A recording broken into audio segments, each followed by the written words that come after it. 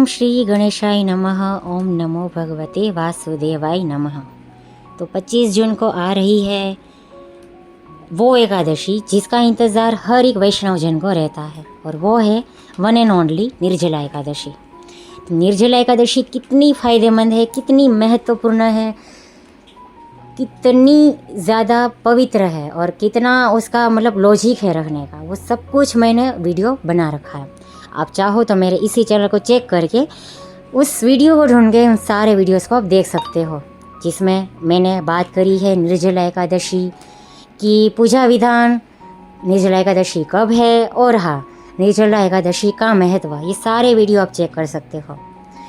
तो मैं कथा भी दी थी, लेकिन मैं फिर से व्रत कथा पुनः देना चाहती हूँ। वो इसलिए क्योंकि ऐसे बहुत सारे लोग हैं जो मिस कर देते हैं वीडियो।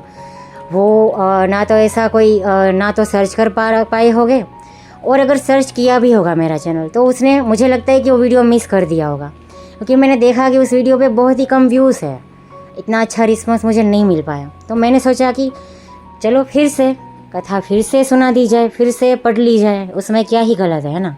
जितनी एकादशियों की जितनी भी व्रत कथा सुनो, जितनी भी बार पढ़ो, इतना ही ज़्यादा फलदायी और पुण्यकारी है ना। इसमें फ़ायदा ही फ़ायदा है, नुकसान तो कुछ भी नहीं है। तो मैं पुनः व्रत कथा पढ़ने जा रही हूँ निर्जला एकादशी की। तो आप सभी मेरे साथ सुनने को तैयार हो जाए, और हाँ इस वीडियो को लाइक ज़रूर करो, ताकि आपके पास ये व्रत कथा सेव रहे और आप दूसरों को भी ये व्रत कथा सुना पाओ। तो आइए शुरू करते हैं निर्जला एकादशी व्रत कथा। जब वेद व्यास ने पांडवों को चारों पुरुषार्थ, धर्म, अर्थ, काम और मोक्ष देने वाले एकादशी व्रत का संकल्प कराया था, तब युधिष्ठिर ने कहा, जनार्दन, ज्येष्ठ मास के शुक्ल पक्ष में जो एकादशी पड़ती हो, कृपया उसका वर्णन कीजिए। भगवान श्री कृष्ण ने कहा, हे राजन, इसका वर्णन परम धर्मात्मा व्यास जी करेंगे, क्योंकि ये संपूर्ण शास्त्रों के तत्वज्ञ और वेद वेदांगों के पारंगत विद्वान हैं। तब वेदव्यास जी कहने लगे, कृष्ण और शुक्ल पक्ष की एकादशी में अन्न खाना वर्जित है। द्वादशी को स्नान करके पवित्र होकर फूलों से भगवान केशव की पूजा करें, फिर पहले ब्राह्मणों को भोजन देकर अंत में स्वयं भोजन करें। ये सुनकर भीमसेन बोले, परम बुद्धिमान पितामह, मेरी उत्तम बात सुनिए। राजा युधिष्ठिर, माता कुंती, द्रौपदी, अर्जुन, नकुल और सहदेव ये एकादशी को कभी भोजन नहीं करते, तथा मुझसे भी हमेशा यही कहते हैं कि भीमसेन एकादशी को तुम भी न खाया करो, परंतु मैं उन लोगों से यही कहता हूँ कि मुझसे भूख नहीं सही जाएगी।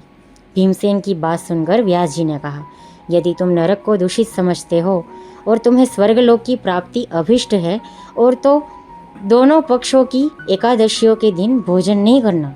भीमसेन बोले, महाबुद्धिमान पितामह, मैं आपके सामने सच कहता हूँ, मुझसे एक बार भोजन करके भी व्रत नहीं किया जा सकता, तो फिर उपवास करके मैं कैसे रह सकता हूँ। मेरे उदर में वृक नामक अग्नि सदा प्रज्वलित रहती है, अतः जब मैं बहुत अधिक खाता हूँ तभी यह शांत होती है। इसलिए महामुनि, मैं पूरे वर्ष भर में केवल एक ही उपवास कर सकता हूँ, जिससे स्वर्ग की प्राप्ति सुलभ हो तथा जिसके करने से मैं कल्याण का भागी हो सकूं। ऐसा कोई एक व्रत निश्चय करके बताइए, मैं उसका यथोचित रूप से पालन करूंगा। व्यास जी ने कहा, भीम, ज्येष्ठ मास में सूर्य वृषभ राशि पर हो या मिथुन राशि पर, शुक्ल पक्ष में जो एकादशी हो उसका यत्नपूर्वक निर्जल व्रत करो। केवल कुल्ला या आचमन करने के लिए मुख में जल डाल सकते हो, उसको छोड़कर किसी प्रकार का जल विद्वान पुरुष मुख में न डाले, अन्यथा व्रत भंग हो जाता है। एकादशी को सूर्योदय से लेकर दूसरे दिन के सूर्योदय तक मनुष्य जल का त्याग करे तो यह व्रत पूर्ण होता है। इसके बाद द्वादशी को प्रभात काल में स्नान करके ब्राह्मणों को विधि पूर्वक जल और सुवर्ण का दान करें। इस प्रकार सब कार्य पूरा करके जितेंद्रिय पुरुष ब्राह्मणों के साथ भोजन करें। वर्ष भर में जितनी एकादशियाँ होती है उन सबका फल इस निर्जला एकादशी से मनुष्य प्राप्त कर लेता है, इसमें तनिक भी संदेह नहीं है। शंख, चक्र और गदा धारण करने वाले भगवान केशव ने मुझसे कहा था कि यदि मानव सबको छोड़कर एकमात्र मेरी शरण में आ जाए और एकादशी को निराहार रहे तो वह सब पापों से छूट जाता है। कुंती नंदन, निर्जला एकादशी के दिन श्रद्धालु स्त्री पुरुषों के लिए जो विशेष दान और कर्तव्य विहित है उन्हें सुनो। उस दिन जल में शयन करने वाले भगवान विष्णु का पूजन और जलमयी धेनु यानी पानी में खड़ी गाय का दान करना चाहिए। सामान्य गाय या घी से बनी गाय का दान भी किया जा सकता है। इस दिन दक्षिणा और कई तरह की मिठाइयों से ब्राह्मणों को संतुष्ट करना चाहिए। उनके संतुष्ट होने पर श्री हरि मोक्ष प्रदान करते हैं।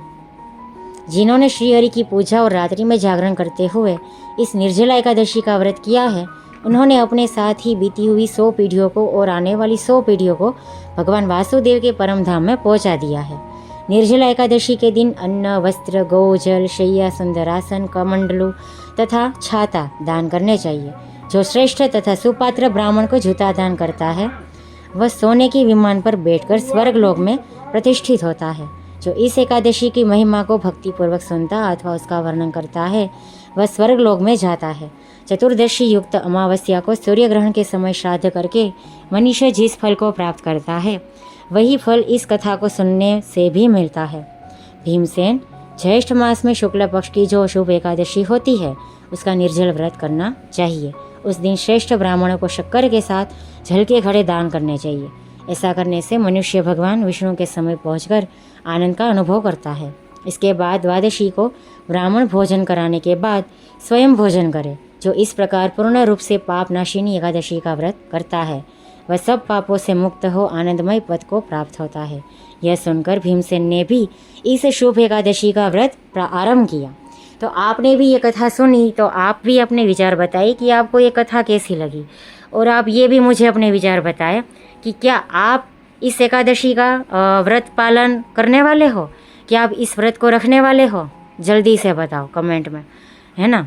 और इस वीडियो को शेयर कर दो उन सभी को जो निर्जला एकादशी व्रत करने के इच्छुक है। और मेरे इस वीडियो को लाइक करो ताकि आपके पास ही सेव रहे, ताकि आप बार बार एकादशी का ये कथा वीडियो सुन पाओ। और दूसरा ये कि इस चैनल को सब्सक्राइब कर लो ताकि हमें प्रोत्साहन मिले कि हम ऐसे और भी वीडियो और ऐसा और भी कार्य आपके सामने लेकर आए, ऐसा हमारा मनोबल भी बने। तो आप सभी के सहकार से हम बने हैं, बने रहेंगे। और हाँ, जय जय श्री राधे।